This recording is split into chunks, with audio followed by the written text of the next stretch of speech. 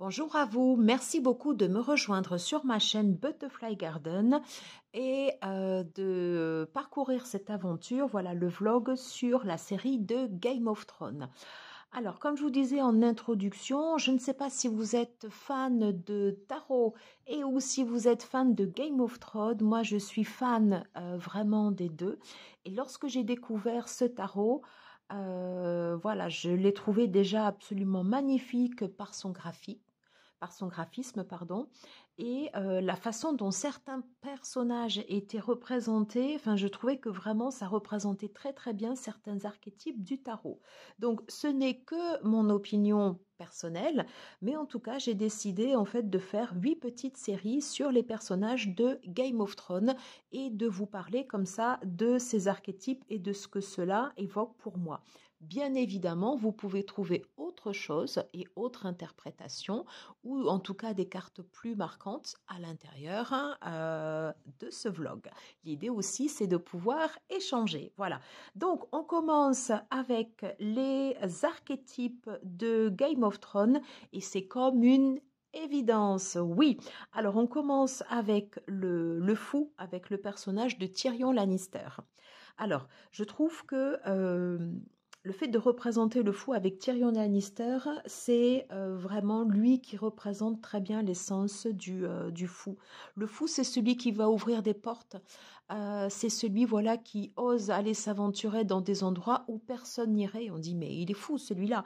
Et c'est exactement ça. À la base, donc, c'est un Lannister.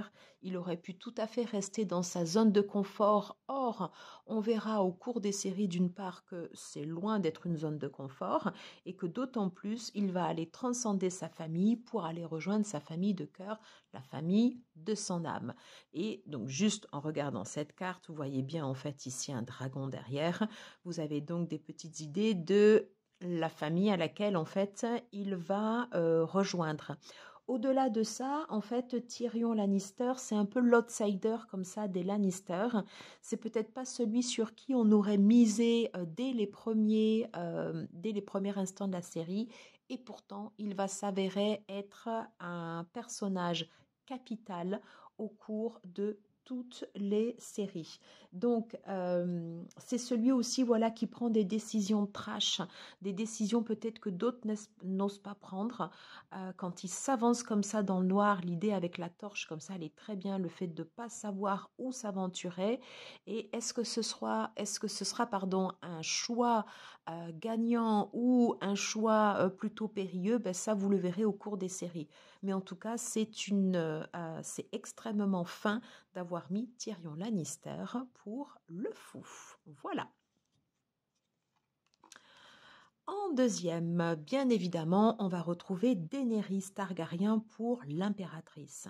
Alors, l'impératrice, plusieurs symboles en fait dans cette carte. Alors, évidemment, Daenerys Targaryen représente l'impératrice car elle a en elle, en fait, ici, c'est quasiment la reine de ce tarot. Pour autant, il y a des personnages qui sont tout aussi forts qu'elle. Mais là, en tout cas, elle représente vraiment l'essence de l'impératrice. On voit dans le fond ici donc ces 3 enfants qui sont les dragons. Et d'ailleurs, elle se fait appeler la mère des dragons. Euh, c'est vraiment la créatrice. C'est elle, en fait, qui va redonner naissance à un empire. C'est elle qui va, entre guillemets, donner naissance en fait comme ça en fait à ces dragons qui va les élever. Donc en ce sens, elle représente cette impératrice avec cette abondance et cet amour comme ça inconditionnel. Pour moi également, au-delà de son personnage, l'impératrice, elle a la force, elle a la vision. C'est la reine de toutes les reines, qu'on l'aime ou qu'on ne l'aime pas. Voilà.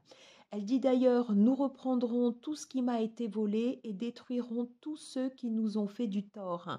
Avis à ses détracteurs et ses ennemis, la phrase était dite pour ceux qui auraient été surpris par la fin de la série. Voilà. Donc, bien évidemment, en fait, la reine de toutes les reines, en mode création, voilà, la mère des dragons. En 4. L'archétype donc représenté pour représenter en fait l'empereur, bien évidemment, c'est Jon Snow. Jon Snow dans cette série, c'est celui qui va protéger sa famille, les Stark à la base. C'est celui qui protège son sang. C'est le King of the North. C'est celui qui va protéger le territoire du Nord. C'est celui qui va au mur et qui va protéger justement tout le territoire du mur contre l'invasion des marcheurs blancs. Donc en ce sens, il représente bien l'énergie de l'empereur, celui qui protège son royaume, celui qui va fixer des limites, celui qui met en place des actions aussi pour aller comme ça protéger son territoire. Celui qui cherche aussi à le reconquérir, voilà, et qui dans ses certains côtés, voilà, peut se retrouver aussi comme ça des fois un peu alors pas arrêté dans ses positions, mais qui a des positions, on va dire, qui sont très fixes, voilà, et sur lesquelles il faut aussi batailler ou avoir un adversaire de taille en face pour le faire descendre en fait un peu comme ça de ses positions. En ce sens, il représente aussi également le masculin sacré. C'est le roi de tous les rois dans ce tarot, voilà. Et c'est celui, bien évidemment, qui représente, on va dire, le bon côté, le côté positif de l'empereur, celui qui va prendre les décisions qui seront plutôt justes. Dans son côté négatif, l'empereur sera quelqu'un qui sera vraiment très, très, très campé sur ses positions, avec un côté très obtus. Donc voilà pour la carte de l'empereur.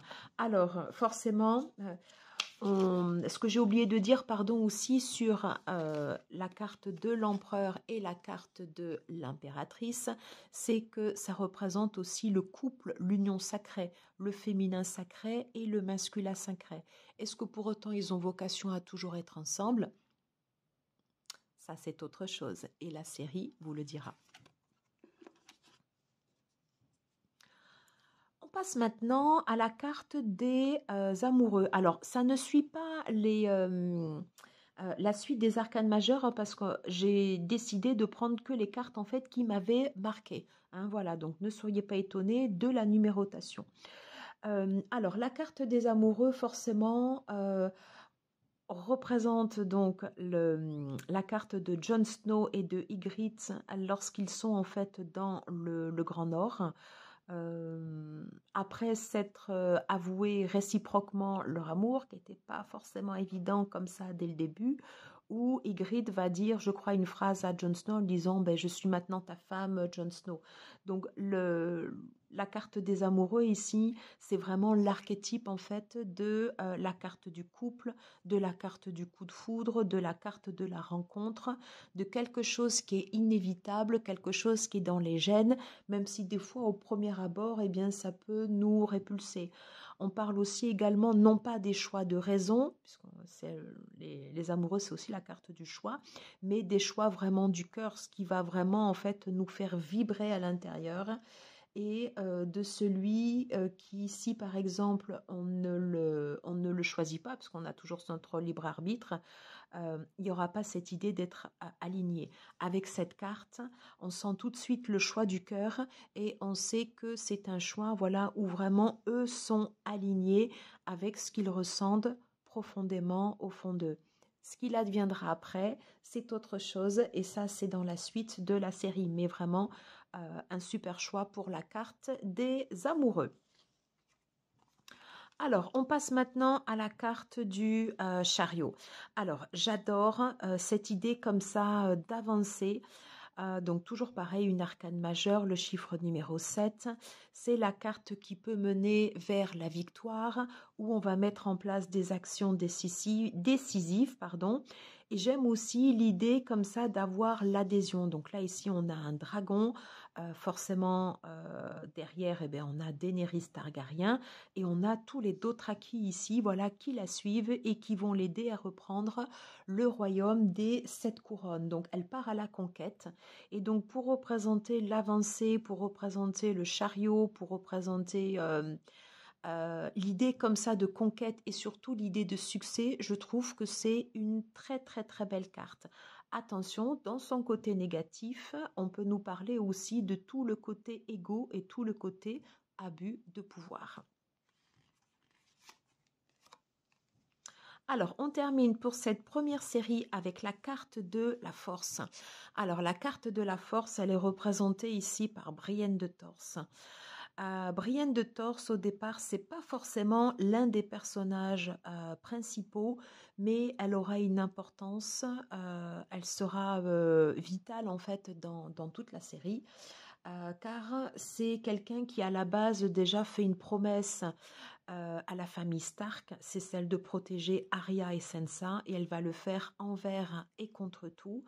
Elle va braver bien sûr tous les dangers physiques, donc en ce sens, bien évidemment, elle a la force, mais sa force réside dans sa force mentale. Voilà, c'est une femme qui est chevalier dans un univers où il n'existe que les hommes et elle brave de multiples, parfois humiliations, enfin de multiples combats et ce ne sont pas en fait que des combats physiques. Alors je peux pas tout vous spoiler, mais cette carte, c'est un moment en fait, elle retrouve Jaime Lannister puisqu'ils auront fait une longue route ensemble et en récompense de tout ce qu'elle aura subi, voilà. Jaime, en fait, Lannister va lui offrir son épée, alors qu'à la base, Brienne de Torse allait la lui rendre. Voilà. Pour moi, en fait, vraiment, elle représente la force. Et la force, c'est aussi être fidèle et garder sa ligne de conduite en termes de valeur, en termes de du fait de se respecter soi. Il y a l'idée en fait de ne pas franchir comme ça une ligne et de toujours rester en fait dans cette ligne de conduite. Voilà. Pour moi, c'est aussi comme ça cette idée de la force et ben, forcément c'est respect pour ce personnage. Voilà, j'en ai terminé avec cette première série. J'espère que ça vous aura plu. N'hésitez pas à liker, à partager si cela ben, vous plaît, forcément. Vous abonner aussi si vous n'êtes pas abonné. Et on se retrouve tout de suite après pour la deuxième partie des archétypes comme une évidence. À tout de suite. Ciao, ciao.